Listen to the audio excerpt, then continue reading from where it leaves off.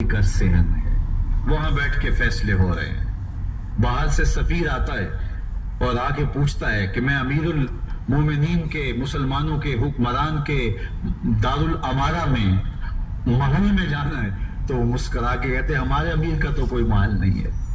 कहा कहाँ है तुम्हारा अमीर? कहा मस्जिद नबवी में होगा या बैतुल माल की ऊँटों की देखभाली कर रहा होगा, उनकी देखभाल में लगा होगा। वो जब गए तो मस्जिद में नहीं है, अल्लाह अकबर, वहां गए तो वहां भी नहीं है। फिर क्या देखते हैं कि उमर रदी अल्लाह ताला अन्हु जन्नतुल बकी के पास एक दरख्त के नीचे ईंट का सराहना रख के सोए हुए। तो उसने कहा उमर, तूने अदल किया है, तुझे कच्ची ईंट पे भी नींद आ गई। हमारे हुक्मरानों ने इंसाफ नहीं किया और वो बंद और महफूज कमरों के अंदर भी सुकून और चैन की नींद नहीं सो सकते। हजरत सैयदना उमर रज़ी अल्लाह ताला अन्हु ने इस तरह उन उमूर सल्तनत निभाए। लोग सो जाते, उमर मदीने की गलियों में पहरा देते। कायनात ने कोई ऐसा भी हुक्मरान देखा होगा?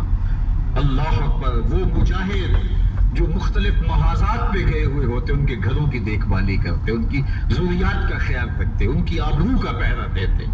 रातों की तन्हाइयों के अंदर हजरत उमर उठते और जाके गश्त करते, चक्कर लगाते, देखते कोई आंख पर नम न हो, मुफलसी का किसी घर में मातम न हो, लोगों की ज़रूरियात का ख्याल रखते। अल्लाह अकबर। एक दिन हजरत उमर रज़ी अल्लाह ताला अन्हु एक घर के करीब से गुजरे, घर से धुआं निकल रहा था, सोचा कोई मेहमान होगा, गुजर गए। थोड़ी देर के बाद फिर दोबारा उस गली से गुजर हुआ तो फिर धुआं निकल रहा था, फिर गुजर गए। 2 घंटे के बाद फिर दोबारा उधर से गुजरान हुआ तो फिर धुआं निकल रहा था।